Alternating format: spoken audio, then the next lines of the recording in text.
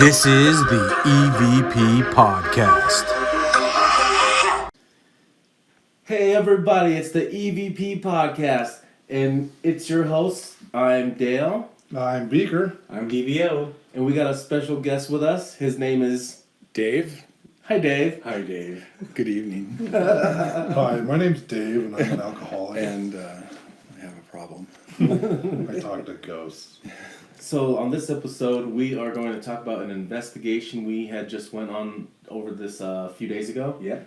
And then Dave's gonna talk about all his spooky things and Yeah, we're gonna have Dave talk about his adventures in the paranormal, how he got into the paranormal. I know he used to be on the team that we all left, and when we started this team, the three of us did. I know Dave had a lot of stories that he wanted to talk about, like the catacombs in Scotland. I know he's been to. You went to Waverly, yeah? No, not Waverly. You didn't go to Waverly. You went to that prison in Montana, though. Yes. And Dave's got a lot of good stories, and some of these might be stories I haven't heard yet. But I really wanted him to come on, and he's been wanting to do this for a while. And he's been wanting to share his stories and stuff that he's experienced in the paranormal. And this is something we're going to be doing from time to time, just bringing people on and letting people tell their stories of the paranormal. Awesome. So we're starting with Dave because Dave is fucking awesome. yeah, Dave. So before we get into that, let's talk about the investigation that we did. Yeah. So why don't you read? So the premise of this ghost investigation we went on was because an old coworker of ours had some goings on at his He residence. straight up hit me up and he's like, "So I kind of think there's a ghost in my house," and I'm like, "Well, stop playing with the Ouija boards then."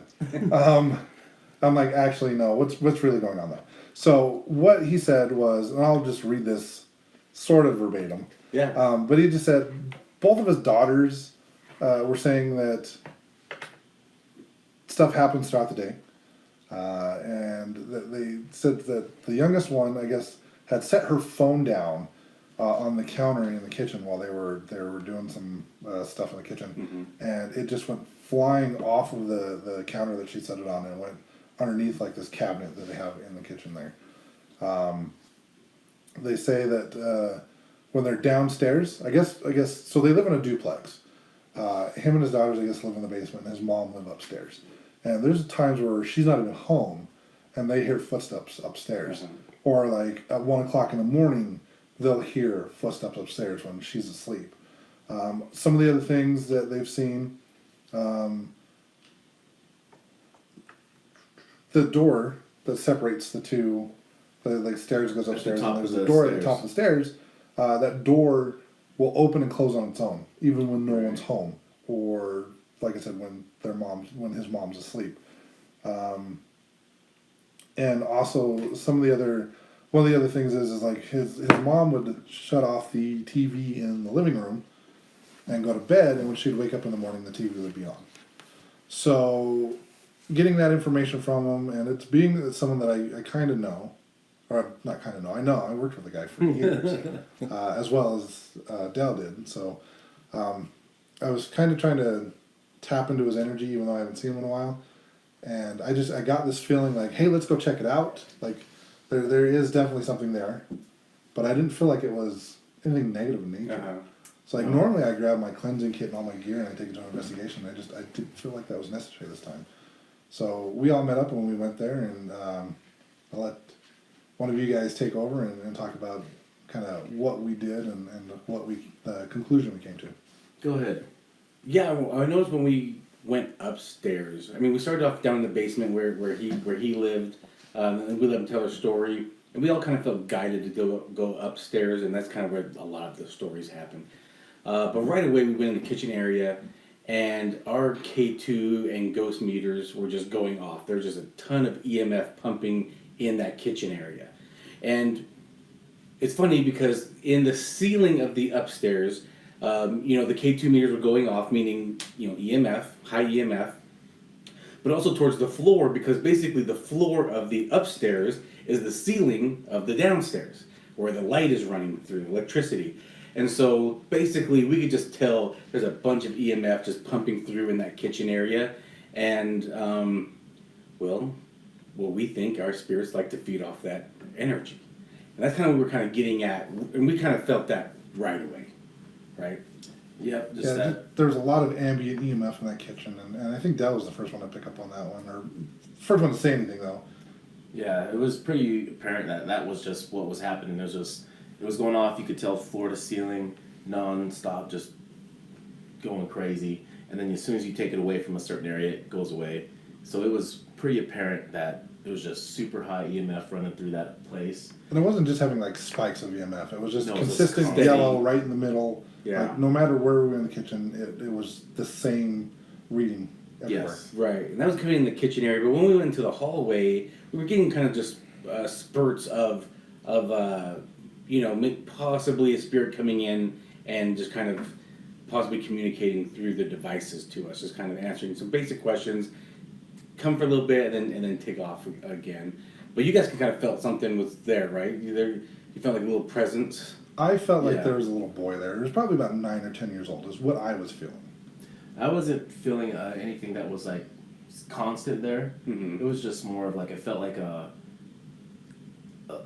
place that spirits kind of come in and go constantly, but not like I don't know. I don't feel like Like, there's there's something lingering. haunting there. Yeah, there you go. There's nothing like just sitting there haunting the place. It's just they're probably just coming in, feeding off the EMF, And walking out and Thanks. closing the door. Peace out, bitches. Yeah, exactly. Closing the door behind them, being gentlemanlike, and It's like when you go to your favorite bar, you go in, get a drink, and you leave. yeah, Peace out, exactly. so, so that's kind of what it felt like, right? Just like you said, nothing's really sitting there haunting the place. Just possibly spirits are just coming in, feeding off of it. Maybe just checking out because there are kids there. Maybe that's why there's that little boy that might be kind of hanging out a little bit longer than others, or maybe coming back and forth because there are children there living there, and just checking them out and. Well, and then that wouldn't taking be the off. first time we've experienced that either with a Right. child spirit that finds. I mean, the one we did just before Thanksgiving, I think it was, or Yeah. somewhere in. It was like it was just Yep, before uh-huh. Thanksgiving. There was that girl spirit that was from the other country that came through the portal. Yes, remember? yeah. You picked up on that one right Yeah, away. I found But- her little hiding spot. But it was the same situation. There was Yeah. kids there, and so she felt welcome there. Yep. Right, So- right. It's not uncommon for that to happen with child spirits. Yeah, exactly. And so, we were there, I don't know, 30 minutes. and Yeah, we were were yeah. there that long. Yeah. and that's just what happens, like not every little investigation means it's some poltergeist activity happening. It's just, spirits are just always around, always, you never know if one's just going to do something and then take off, and sometimes it's just not that exciting. But that's Sometimes they might try to just get your attention and tell you to shut up sometimes. okay. Yeah. This is true. Like, hey, why don't you give it down over there? Shut up. Man, make some Make some noise. But anyway, it's still always, it's always interesting to just kind of go investigate and see what potentially could be there. Exactly. So yeah, not everything's bad. Yeah, It's not scary. everything's like, yeah. I mean, It's they always weren't scary. nervous. They weren't worried at all. They didn't feel Yeah. anything negative at Yeah, all. exactly. They were just kind of curious, like, hey, what the hell's going on in our house? And that's how we ended the night, right? We said, sorry, it's not maybe as haunted as you were thinking it might be. And they said, no, that's They were totally fine with it. And in fact, Beaker, you told them, if you want to tell them, don't bother you or keep it down. Yeah, we Pretty told them much, how to yeah. like sage their house. Oh, that's right. And you were telling them how to say, maybe get the kids involved if they're kind of are a little bit scared because Yeah. of the potential footsteps they hear. Yeah, the kid And has then some- and then the homeowner suggested that he stopped watching Supernatural with his daughter right before bed too. Yeah. That kid has something to do with it. that was his conclusion. He came up with it. We didn't tell him to do that, but yeah, because then everything's demons from that point. demons. No, it's very rare that you come across an actual demon. So And if you guys want us to investigate, we are in the mostly Salt Lake, Utah County areas. We actually have our email now set up and our social media set up, and you can find us now. yes, we are foundable. Yeah, find us. I dare you. I dare you to find us. So everything is evp.pod. So evp.pod@gmail.com, Instagram and Facebook. Just look at evp.pod. Simple enough. We try to make it complicated for you. Yeah. So why not? We actually did, and then Derek's like, you know what? Or DVO's like, This is kind of complicated. So he shortened it for us. So I feel like I need to have a name. You guys have names. I don't. I'm using my real name. Is that dangerous? Is that okay It's to do? weird. I mean, it's Yeah. weird. Well, I don't know. My name's kind of weird as it is. Figure that Well, out. my friends gave me the nickname Beaker like 21 years ago. So I've just kind of gone by that for a long time. I feel like I need to have a cool name. We'll fix Dalo. Well, I mean, that's kind of what. Okay, we'll call you J-Lo. I don't know. Maybe something different that doesn't involve my full name. I don't know. I'll think about it. Maybe put a. Like I said, they don't do surveys anymore on social media. Let's do polls. Yeah. We do do a poll for like the 30 followers we got on Facebook. the winner would be Dale's nickname would be Ghosty McGhostFace or something. Oh yeah, Ghosty McGhostFace. We do ask though, if you enjoy our shows so far, Did you get please. contact from those brownies or what? Yes, those are magic. Yeah, we'll get to that later. So let's talk with Dave. Dave, tell us about. Dave, tell us about yourself. How did you get into paranormal? How did I? Well, first off, before I start, I like to say that getting to shut down the family tree with you guys was pretty awesome. And Yeah, we shut it down. We did. We Talk shut. about that too. Wait, were Yeah. you there after I was? I was there like a week. Well, before yeah. Chris. Well, at least for my final investigation, or at least the one, Oh, the last one yes. I've done that was actually at a place. That was right. It was just the Yeah. four of us, wasn't it? Yeah. Yeah. Yeah. I rented the place out and I brought. Yeah. I That totally- was the shave and haircut incident. Oh yes, that's right. We'll post that on Facebook. Yeah. That's right. We got to talk about this stuff. Let's not forget. We can talk about it now. But, Yeah. No, we can do it now. Or keep going. You Okay. Yeah, so I just wanted to say that was a lot of We fun. can end it on there. We can go full circle. Okay, back to we'll that. circle back to it later. But my interest in the paranormal, I mean, I hate to be another Zach Bagans victim here, Who? but yeah, exactly. I believe it's Zach Douchebag. Yeah. What it if he is. listens to this and that's what he hears? Yeah, Actually, I do love he's- that show. yeah, we all do. We're all jealous. If Zach It wants is. to hit us up and complain, he's more than welcome. Yeah. We have a department for that. What's the email again? We've got a guy. But yeah, I never was really all into any sort of paranormal, other than just a passive interest. If it was real, I grew up. It wasn't no such thing as ghosts, that kind of thing. I was never scared of the dark because my dad was like, no ghosts, and he was like a master chief in the Navy, so we got to listen to him. And but I had a couple incidences as a kid that really kind of changed my mind. But I kind of pushed it away. Like when I was young. I was living in California at the time, and I woke up out of a dead sleep, just freezing. This is California in the summer; it's not cold, and almost paralyzed too. That you would somewhere like a sleep paralysis, but I was wide awake, and I was like, my ears were ringing. I'm like, what is going on? So as it kind of went away, and I walked out, and I told I used the bathroom, so I walked in the hall. As soon as I walked into the hall to go to the bathroom, there was like a white mist there. Interesting. And I had, and it was, I know I was awake, and I know what I saw, but it was as soon as it was there, it just was gone. Uh-huh. And I went to the downstairs bathroom, went up, and I also lived in West Virginia, in a really old town, Grafton. It's like north central West Virginia. It's an old railroad town. It's where my mom was born and raised. It's where I actually finished high school. And in that high school there, among other places, but that high school especially, which looked exactly the same as it did when my mom attended there in the 50s as when I attended there in the late 80s. And I always got a weird feeling from that school. Like there was always someone around the corner. There was someone watching me, chills, the whole 9 yards. And I just kind of brushed it off. It's funny when you first said West Virginia, a railroad came into my mind. Yeah. And then you said that's the. Yeah, and Grafton is a very small town now. It was much bigger in the 50s. It was literally just a railroad hub for Baltimore and Ohio, but now it's just a little dinky town in West Virginia, about 5,000 people. And so, really, again, didn't really get to. But I watched that years later. I watched that Goldfield, the original Goldfield Ghost Adventures with the flying brick. Oh yeah. And literally, and I'm hard to scare, that literally put a chill up my spine when that happened at the end. Yeah. And I was like, holy cow. And I went on YouTube to see, okay, this is fake. This can't be real. And they were trying to get people to prove that it was wrong. Like, oh, maybe there's something there. And my son at the time was about 9, and we were watching the show, of course, because it's fun. I wasn't even taking it all that seriously. It was just a fun show to watch. And so I went and bought just a little voice recorder. Oh. We were living in Magna at the time, and we went to the Pleasant Green Cemetery and just did some EVP work for maybe about a half hour. In your home? No, in the Pleasant Green Cemetery. Oh, Sorry, in the yes, cemetery. which is a kind of a very rustic cemetery in Magna. If you've ever been there, it's actually really interesting. It's no grass. It's just dirt and rocks, and it looks like it's abandoned, but it's not, because they still bury people up there. And we got some really good EVPs right off the bat. First time, Class A, saying thank you, can't help it.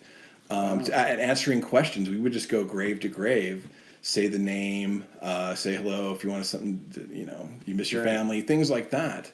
And we got some really good EVPs. And so from there, that's when I saw the Chunga hunt on like Facebook or something, and which was Club Elevation. It was for Comic-Con. It was literally one of those events, and they had some of the Ghost Hunters International people there.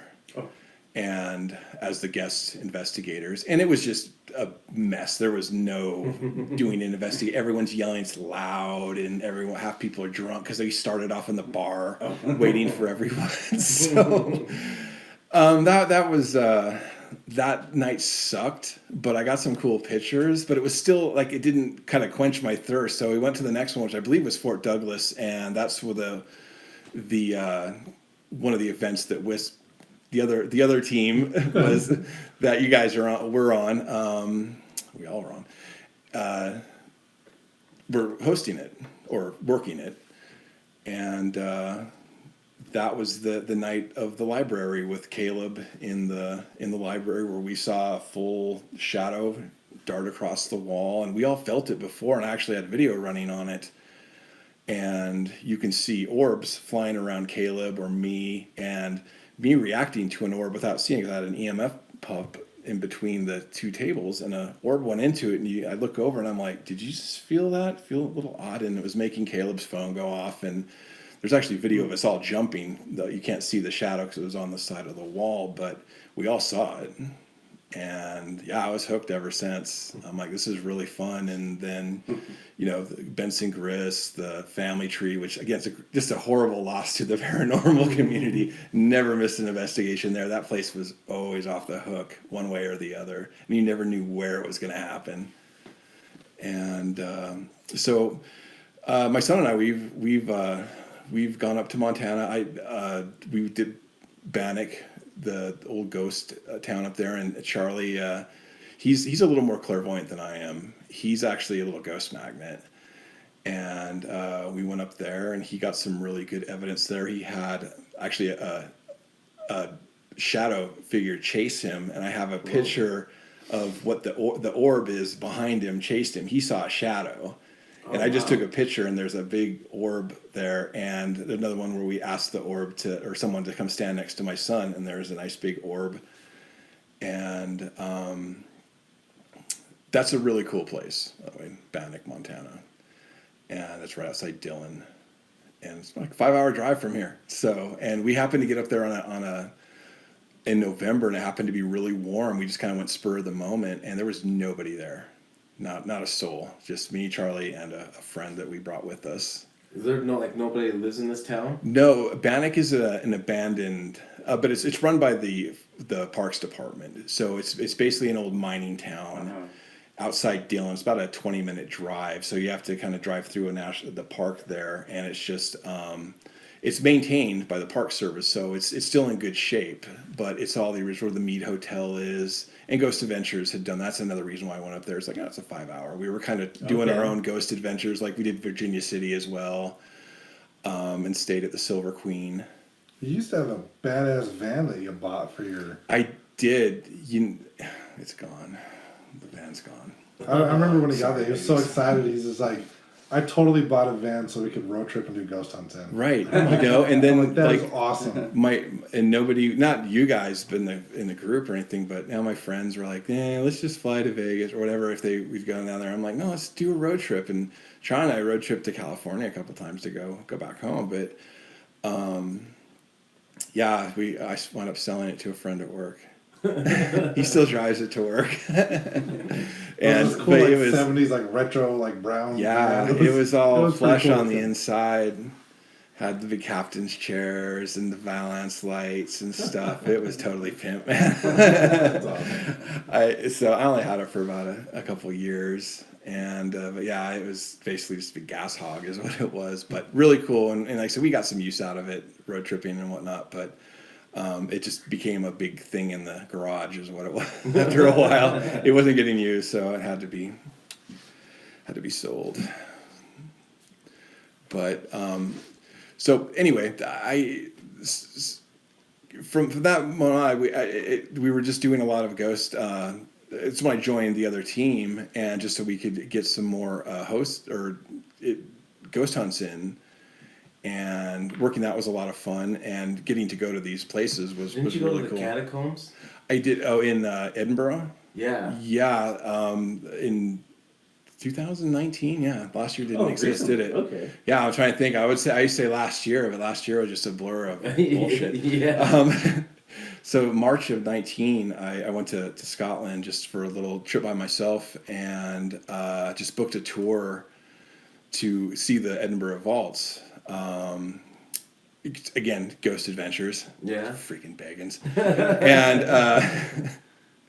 damn you, Zach. But and you would think it looks a lot bigger than on TV, but I just booked a tour with one of the local things, and it was actually a walking tour at night through Edinburgh.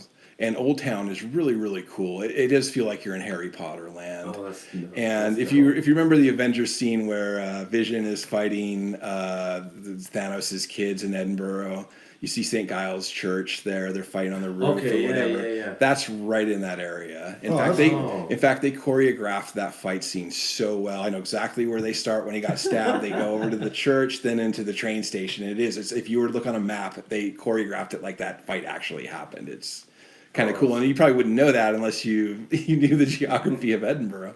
So if people were just listening or watching for the first time and never heard of the catacombs, what's a brief history of what that is? They were made or built in, I believe, the late 1700s, basically just for regular commerce. Back in those days, especially in towns like medieval towns, you would build up instead of out into the suburbs. You want to be close to the castle in case the freaking British come up and burn all the shit down like they did every 20 years, according to every guide I ever talked to. The British messed up a lot of stuff.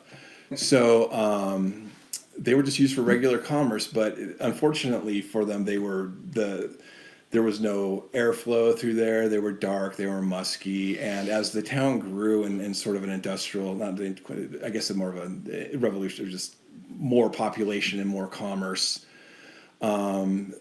people built up. And if you were more affluent, and the less affluent kind of went down into these catacombs, and they were used for bootleg distilleries, whiskey distilleries, prostitution, fight clubs, that kind of stuff. Basically, all the gnarly stuff that you would find down in the and so and I believe it was like in about the mid to late 1800s, they finally just shut it all down and filled it with rubble, and but the things that were going and they did it because it was just so seedy. There was a lot of like body snatching going on. There was these two brothers, William Burke and Hare. Yes, those William two. Burke and William Hare. Yes, there you go. See, I knew Tim. Sorry, do I call you Beaker if we're on the air? Because usually I just call you Tim.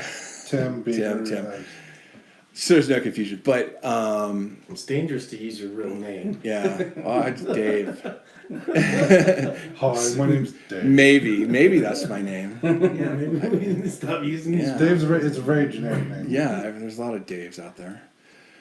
But they would take transients off the street and basically sell them to the local medical school for anatomy. And it was highly illegal even back then.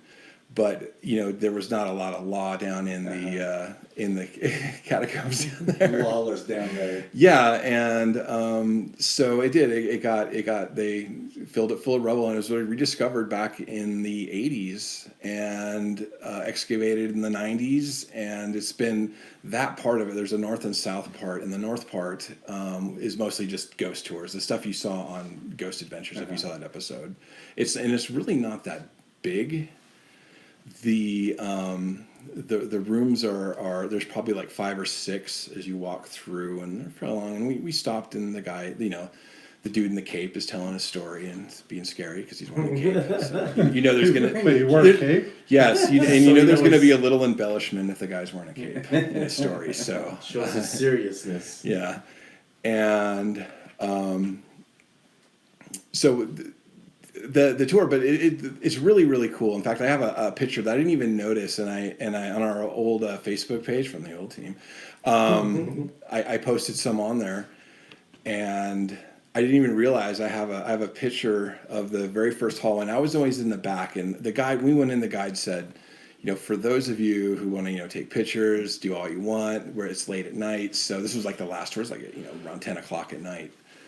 And probably about 10:30 once we hit the vaults there, and I was always at last because there's maybe like 10 people in my group, but none of them were really interested in which I thought was odd, because I didn't bring any equipment with me, but I was going to take pictures for sure, and maybe even do a little, is there anybody here?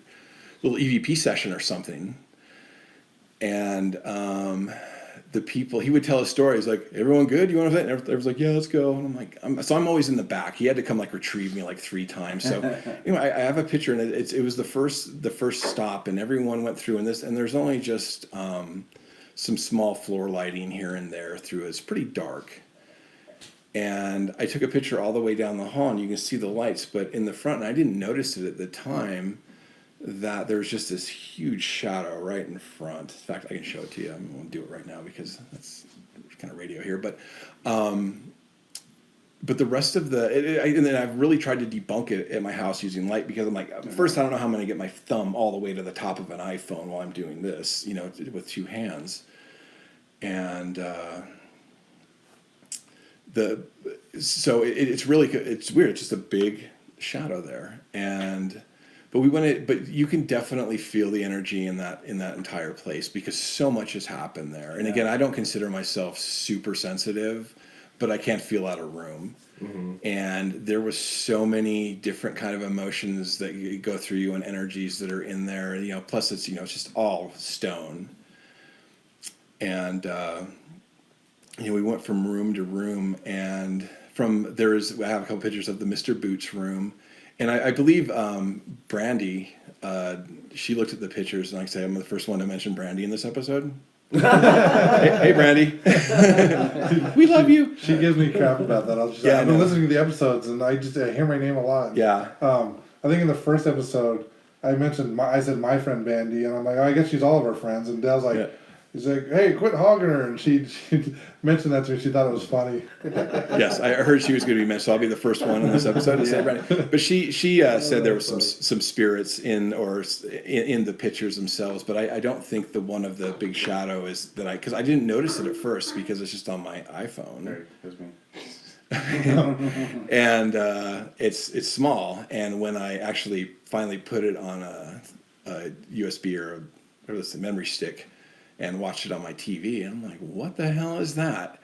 And it's basically just taking up the whole, 2/3 of the picture, but it was in the dark, so or low light, and there was no flash or anything, and there was nobody in front of me, but I didn't know, so I was just kind of taking pictures and moving along as best I could, because I was trying to hurry as fast as I could, because I already could tell the guy was a little irritated from the room before, that I'm just, his head would pop around the corner. I'm like, hold on, I'm taking pictures. This is bullshit, man. Well, these people can eat it, because I'm down here for the cause, and these guys just want to get to Canningate Cemetery or whatever. Why are you on the tour?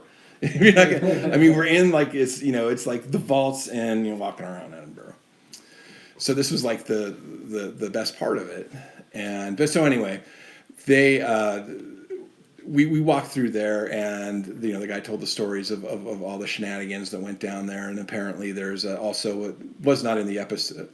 There was another little boy that was supposedly haunting there, but I can only imagine there's probably a million spirits that go in there. There's so much death in Edinburgh. I mean, this is, it's Edinburgh today is beautiful. It's clean. It's incredibly impressive. But it's thousands of years old. But yeah, even 200 years ago, it was a complete freaking asshole. Can I say that? Is that? Yeah. It sucks. It sucks. Or it sucked. It was bad. It's not where you want to be. You get cholera and stuff. But now it's great. Like I said, highly recommend. I give it 2 thumbs up and certified fresh and all that. But there is it's incredible feel down there. It's almost like it envelops you with just energy, all good and bad, but nothing like horrible. Like I actually ran into the Mr. Boots room, and for a few minutes I got a couple pictures of that. But what's the Mr. Boots? The Mr. Sorry, from the Ghosted. There's a angry. That's what Zach Bagans was calling him. The person that was giving the tour did not mention Ghost Adventures, except for to probably call Zach Bagans a douche or something. No, seriously, they don't like him there either. Really? Oh no. That's funny. Okay, well, I'll give you a Zach Bagans story, or at least gonna get the people in trouble he talked to, though. It's okay. Well, I've got my own Zach Bagans stories. Yeah, I think probably everyone does. But it's just a room where there's an angry spirit. There's the one where they didn't like flashing lights in the room, and so of course, I took my camera. I was doing just doing flashes just to see if anything would happen, and nothing did. I mean, like I said, I was on vacation as well, but I was definitely feeling it in the vaults there, and it's pretty short. We were only in there for like 15 minutes or so, and there's like serious room, and he would talk and tell stories and whatever the guide. Mr. Cape. Mr. Cape. The Caped Scotsman. I went to Scotland and I met Mr. Boots and Mr. Cape. Yes. Oh, did you? Yes, Mr. Boots. But he didn't meet the rest of the ensemble. He didn't meet Mr. Pants or Mr. Shirt or anything. Yeah, just Mr. the Boots and Cape. Just the Boots. But yeah, so we went out there, and then after that, we were just kind of walking around Edinburgh at night, which was really, really cool because there's the closest, or alleys, what they're called, close. They're just basically little alleys, but they're all, most of the first level, or at least the foundations of most of Old Town Edinburgh is fairly original, or at least hundreds and hundreds of years old. Back in the day when they were building up, there'd be 3 stories of houses all through Edinburgh, all stacked on top, or at least like apartments almost. And obviously they don't do that anymore because you can build out instead of up. And then we ended up at Canongate Cemetery, which was really cool. I don't have any stories of that it was at night, and it was very, very, again, dark, and Edinburgh's super safe at night. I was just wandering around in the middle of the night just for fun, and so you don't have to worry about anyone messing with you or anything, and you can hit all these cemeteries, and it was just a lot of fun. Very, very interesting, and like I said, you get a certain feel, and that was the first time I'd been to Europe, and it was a completely different feel to any place I've been, whether they're cemeteries or buildings or whatever, because they're just so old. We just don't have anything like that here in America. Even the oldest places are in New England are it's like it might as well have been built yesterday compared to some of these churches and castles and things that I went to in Scotland. But as far as I would love to spend a night in the catacombs there, or in the vaults there in Edinburgh. It would be really, really cool. And there's also, and I need to find it, there was a BBC show that did an investigation there that I apparently got some really good EVPs, and I need to find that on YouTube. I just read about that not too long ago because we were really trying to get back but obviously with COVID, Charlie and I were supposed to go twice last year. Oh, shit. And so, and spring ain't happening either, so maybe fall break, Charlie? So, but that's Edinburgh. Nice. At least what I went at least the vaults section of it. But I do highly recommend it. It's so nice and so chill, and actually that's kind of where I'm scouting out to maybe live for a couple of years when I'm a pensioner at the city in about 5 years. Oh yeah. Yeah. So I've already looked at jobs, and my grandparents are actually from England, so being that I'm a grandson, it's easier visa process to get in and get jobs and whatnot. So it felt very like at home, like not that I belong there, but it would be a cool place to live for a couple of years. Might as well. And yeah. So what about the latest investigations you've been on? Well, the last one was actually the last investigation was with you guys. All right, let's talk about so we can it. do the family tree now, because that was the at least last one for me. And what a shit. We've had a lot of experiences in the family tree. Yeah, And that's if you guys don't know what Family Tree is, it actually was a restaurant in Santa Quinn, Utah. Has really great scones. That's what they're famous Had for. really Yeah. good skills. It They just were sold- also on Ghost Adventures. Yeah, Yes. they were on those Adventures. They sold about 6 months ago, probably. By now, about 6 months ago, probably. Yeah, I think it was again just before Thanksgiving, somewhere in there. And then Beaker rented it out for us, and just the four of us, we went and investigated. Probably, a month before they closed. Yeah, this was when they kind of started lifting some of the restrictions and like actually letting restaurants do sit down. So I remember we went to that really good Mexican restaurant. I can't remember the name of it. That's how good it was. I don't even remember that. Yeah. Then we went down to family. it was awesome. It was great, guys. I think I actually ate a dessert. I didn't actually. Oh, I remember. Oh. Yes. I think we bought some like cannolis or something like that, or deep fried cheesecake. I think it was what it was. Or did we go to a pizza place? Deep fried, yeah. I don't know. You had me at deep fried. Over here. But yeah, so we went down Oh. to Family Tree, just the four of us, and We got scones. That's right. Yeah, let's talk about that. I don't really remember so much about it. I remember towards the end of the night. But do you guys remember any of the part of the investigation we did that while we were there? I remember the shaven haircut. Yeah. That really stands out. Did we get that on? Yeah. audio? Yeah, there's I have it on video. and video. Uh-huh. I had it on video. I need to check my memory cards that I do have. It's on Facebook somewhere as well. Probably, I think Oh, yes. We posted it. Yeah, you posted it. it's somewhere. We'll find it and put it on our new Facebook. Look at my voice memos too. I know. Do you have it?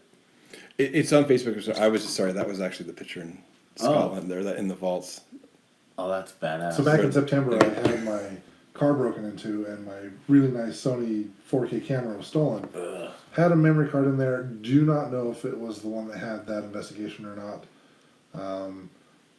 So if I have that still, I'll be able to put it up.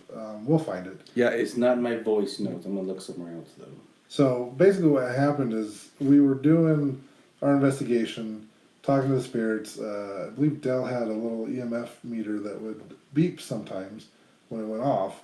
Oh yeah. And I remember DVO going, "Do you know shaving a haircut?" And he knocked on the table, and I shit you not, like right after he finished knocking, the device on the table beeped twice. And Yeah. so we did try to debunk it, and I actually put that in the video as well. We tried to do it again right away, Oh yeah. and nothing happened. We did the shaving haircut. Put it up again. to the microphone. okay. Awesome. So here it is.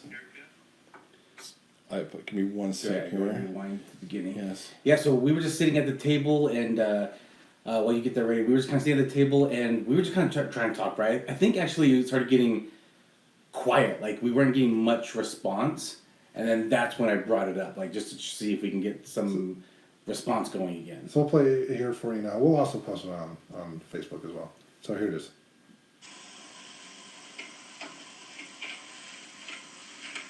Can't you make a noise or something? Knock? Push something over?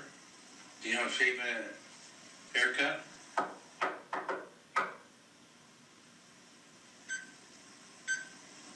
No way.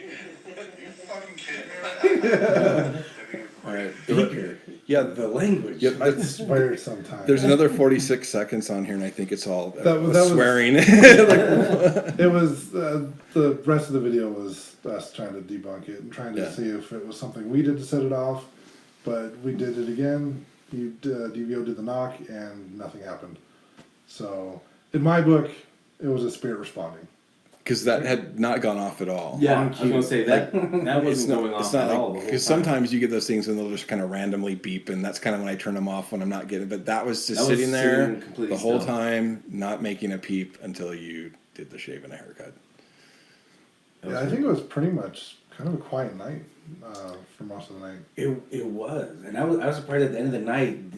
Dave had some balls on him and said, "I'm gonna go down the basement by myself and just." And I was gonna go with you, but I don't know, something just was like, "No, don't go down." It's like something was telling me not to go down there with you, and you went down by yourself and just were like, "Hey, I'm gonna take off. My last time down here. Show me your hair." Yeah. That's basically what you're doing, right, Colin? Yeah, I was Calling like, out Lucy specifically. yeah, I was saying, well, if this is it, man, this be the last time you have a chance to chuck something at me. And honestly, like I said, I was kind of bummed that nothing happened, but. You know, sometimes last time you were in the basement by yourself. Oh yeah, well I wasn't by myself. I can tell this story too because I had to have Tim and Brandy. Hey Brandy, come detoxify me spiritually because I was having. We had you meet us at Murray Park. Yeah, Because yeah. we wanted to be able to connect to most of the elements like the earth and wind and all that. Mm-hmm. We did some energy work on you Yeah, after this incident it's happened. this incident which I will explain right now at the family tree. Wait, how long ago was this? This was. I think it was probably 2018. Yeah, it was one of the last. It was like probably summer of second to the 2018. last investigations that we did at the family tree from the other group, and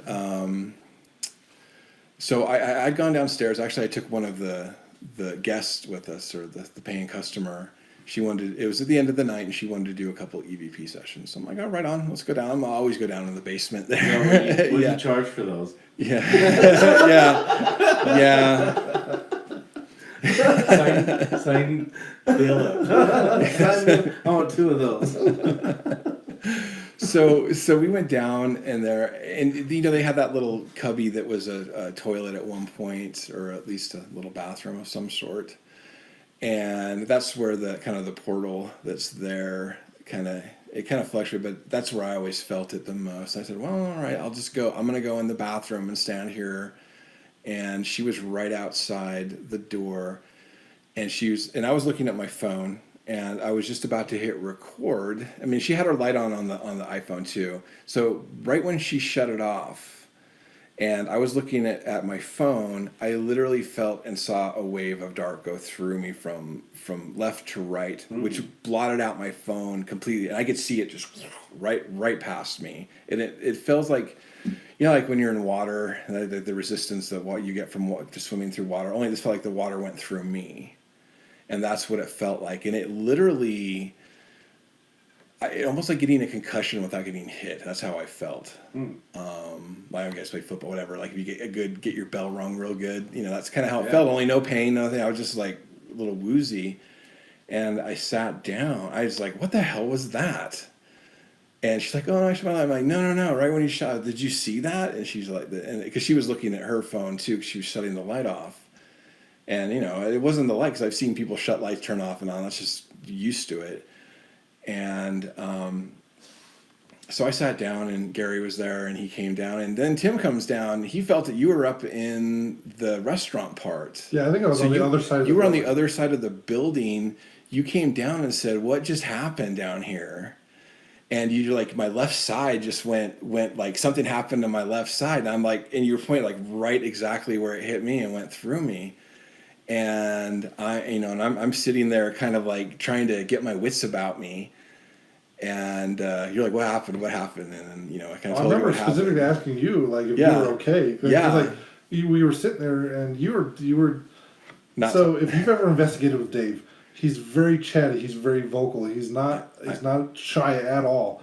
And we're just sitting there, and I'm watching him, and he's out in outer space, and he's not being chatty. And I'm just like, Yeah. dude, are you okay? Yeah, I knew where I was and I knew it was going on, but I just was like, that's kind of why, it was a moment of that happened, like why you investigate or why you're doing this, to have things like that happen. And it wasn't a bad thing. It wasn't like, to me is what we found, is like something just kind of went through me, but left itself sort of in me. Attached a little bit. Yeah, but not like a physical attachment to more the just spirits of me. More like it's just a residual. Okay. And It just happened, like, holy right, shit. and that was just like, wow. And I was saying, this is bound to happen sooner or later. Something like this. I've walked through something like that. Yeah. And you said like the resistance of water. Right. I didn't think about that before, but that made complete sense. Yeah, it's like only the water was swimming through me. Well, I walked through it. Right. Yeah, it's odd. It's like a really, really humid day, only you're underwater. But a humid day underwater. But so eventually, well, I guess over the course of like a few months, it was starting to kind of have an effect on me. And the weirdest, I was having like dreams that weren't mine. And they weren't like normal dreams. They were like dreams of like watching you three talk to each other, and I don't know who you are. And I'm watching it on like a 80s TV set on an old VCR, or an old VCR tape. It's kind of grainy, kind of, don't understand, it's like a lot of... He was watching Snuff He was films. dreaming in Betamax. Yeah. Then I got the disc thing. Laser disc. Real. You want to know how old I am? I know what a laser disc is. I think I've operated a laser disc machine. I think VCRs and Betamax are a little bit older than Laserdiscs. Yeah, they are. I'm not old enough to know these things, but Yeah. Yeah, I played Atari. Laserdiscs failed miserably because they're like, yay, Laserdiscs are cool, and then like a month later, it's like, DVDs here. Or, was it blue? CD DVDs. Yeah. Yeah, they were huge, the laser discs. They were like, they're like the size of a record. They were like a 45. Yeah, they sucked. So anyway, I was starting to get like just sort of ill-tempered at times for no reason. I just was getting grumpy, and I said that the dreams were the weirdest part. And so finally, I called Tim and I said, "Can you guys help me out? I feel like I need to be this." Cause, and I was in my left ear, like I was deaf, not deaf, and I have pretty lousy hearing to begin with, but it was always felt like I had a head cold on the left side, like it was muffled, just like that, like when you're sick. From the left Yeah, side, right. So I met Tim and Brady over at the park and Murray Park, and they did a stoning or whatever. They stoned me with black onyx and We killed that him. kind of stuff. Yeah, Dave's not really here. yeah. It was like spirit. it's like a Monty Python movie. Well, we did some and- energy work with you. Yeah, and you could probably explain what you did because I was just sitting there. We waved stuff around. I had my eyes closed. I felt, Well, that's a good thing. Yeah. That means you're in tune to what's going on. So we use, I can't remember exactly what crystals we use, but we basically set up a little protection grid around you using various stones. And I believe my little skull, black obsidian, was one of those. yes. And then I usually use something like selenite, possibly rose quartz, and I want to say amethyst are the stones that are coming to mind. I don't know if those are the exact ones that we used. I'm probably sure I had you hold some stones as well. Yes. But so basically, we built a little protection grid around you using my crystals, and then branding myself. What we do when we do energy work is we're basically tapping into the energy that's in you that we're trying to get rid of, and we basically flush that energy out. And then we usually try to pull good energy back in and replace the energy that we just removed. That way, you're not feeling like kind of empty. If that makes sense. Recharging your batteries, more or less. So we're getting rid of all the negative stuff and refilling it with positive stuff. And I remember just right after we were done, like just you could feel how different Dave was like holding himself. It's because when he got there, he was kind of like kind of bummed out. It seemed like it was just not normal Dave. And then when we finished, he was right back to his old self, just very chatty, and And Annoying and no, wouldn't shut up. exactly. Talking constantly. Well, I did. Yeah, I felt much better, and you could kind of feel like the layers during this ceremony. What do we call it? So, just a session. Session. Thank you.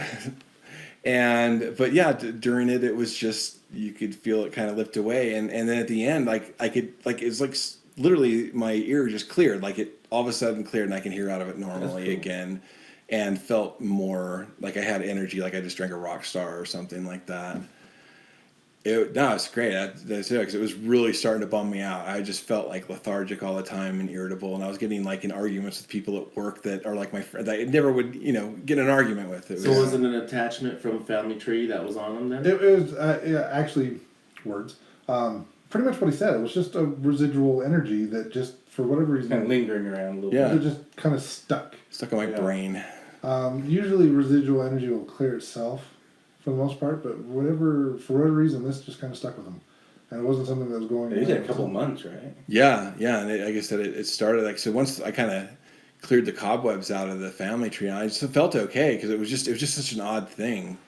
I'd never felt like anything like that before. Was that from your first time at the Family Tree? No, that was. We've been there several times. Yeah, that was one of the last ones we did. We might do a whole episode on all the different things we've had there. Yeah, that you could. Oh man, it is. Yeah, that's a whole episode. That's what I'm saying. Yeah, I've do like a. investigated the Family Tree. I don't know how many times in the 5 or 6 years that I was investigating there.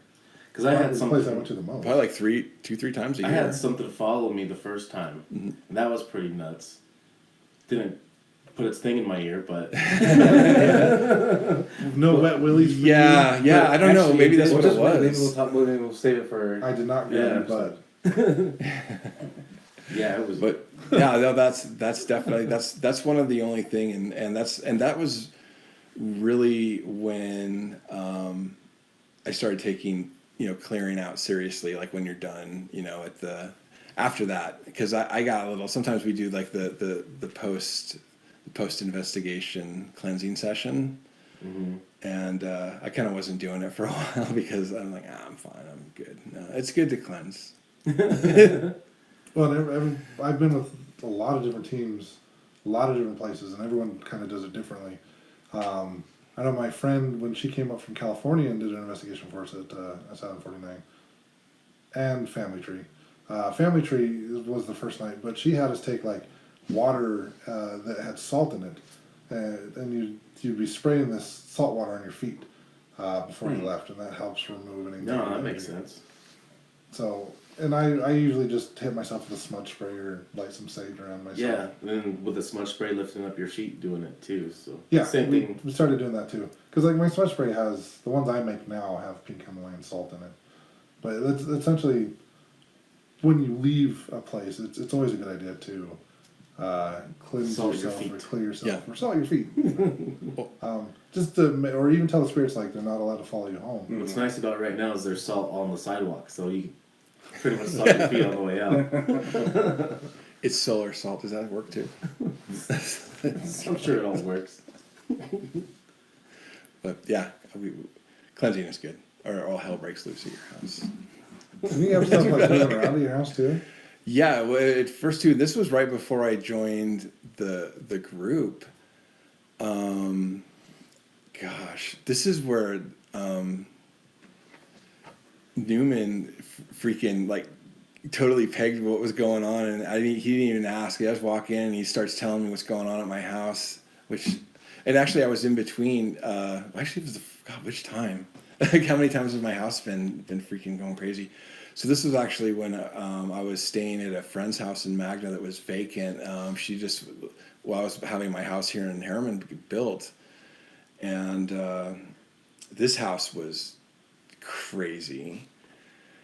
She was so I was just staying there painting because they were going to sell it at some point. I think they finally did, but so I was staying there in the evenings and basically living there and just painting and whatever. But this house was so effed. As soon as I walked in, I had my cat with me, and my cat like absolutely went batshit crazy, which I've never seen him do. He was trying to crawl into one of the vents underneath the sink in the kitchen, trying to find a place to hide. I'm like, well, that's odd. This house is vacant. There's nobody here. This would be like cat heaven. It's like it's just giant play box. Seeing all these zombie-looking ghosts staring. Yeah.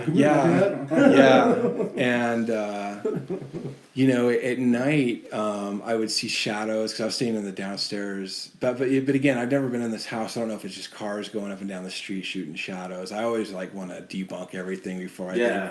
Freaking ghost house, Satan. The fifth ring of hell is here. Oh wait, no, that's the Buick. Never mind. What's the difference? Yeah, I've owned one. I could tell you not much. I think your Buick is better.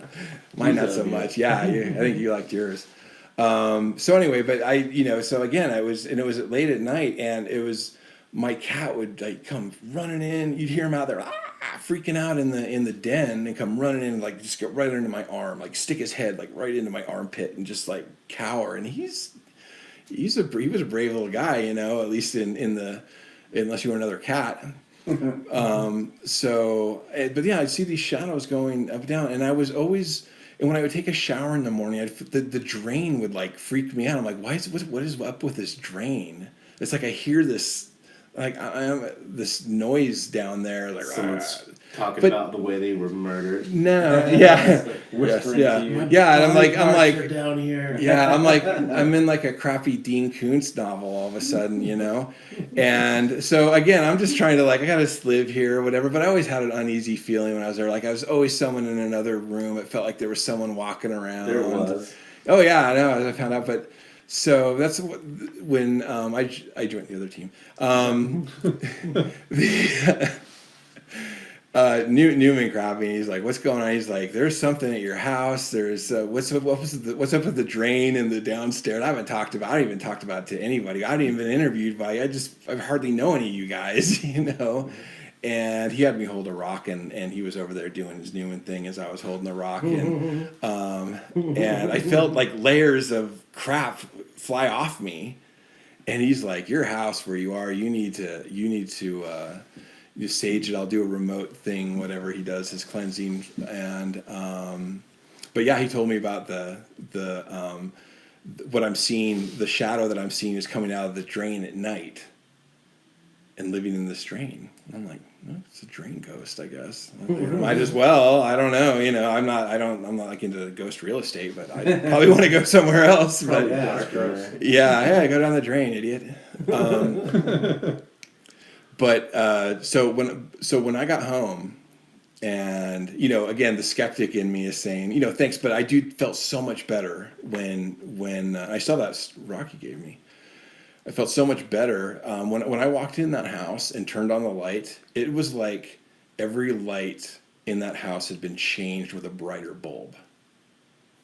There was no fog in there. There was no nothing. It was just like a normal house. I didn't hear a peep out of anything, and it was the energy in that house was so much lighter. And I did actually go buy some smudge because I had some from my last house encounter in Magna, and smudged that house out just to be sure. And it was like night and day. And the last couple of weeks in there was really sweet. I was feeling better, painting and everything. But yeah, I just that was a really bizarre place. And he was, of course, Newman, draws a picture of a fourth level demon that was in the house, but he said I had several attachments to me from that house, and that was actually a couple times we'd done the Fear Factory, and I didn't cleanse. It was that night of the night, and the famous night at Fear Factory, and so been back since. Yeah, so I wasn't cleansed. That's when he goes, yeah, he told me that you need to cleanse, and I'm like, all right, will do. I think that's the end of that anecdote. I'm trying to think of anything else. Oh yeah, the walls were bleeding that one night, but chocolate syrup. But it was chocolate syrup. but I'm the one that put it there. I blamed it on the ghost, all over the new paint. But it was actually tacos for dinner. Yeah, it was a really cool house. But I mean, an experience too, and it was neat.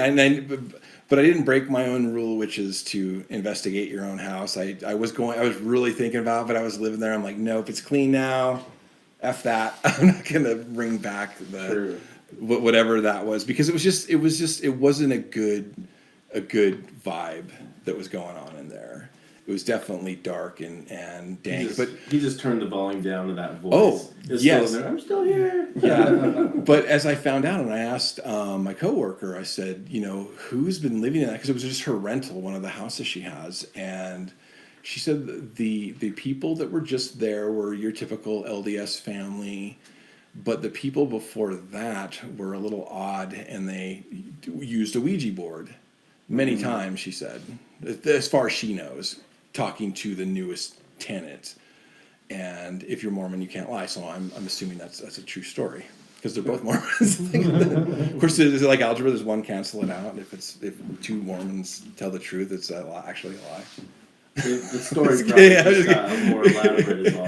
Yeah, no. I'm just kidding. I love the LDS. This is a Catholic that loves you. So that kind of made a lot of sense, kind of what was going on in that house, because it was just your basic ivory home looking thing that was built in the 70s. Okay. So it wasn't like some old house. Right. But yeah, you could definitely feel it. My cat sure did when we arrived. But yeah, it turned out, so that's happy they cleared the house out for him, and now the people that bought it don't have to deal with sewer monsters or whatever. Ghosts coming out of the sewer. Those goddamn dying shower drain ghosts. Shower drain. Well, should we call that an episode, guys?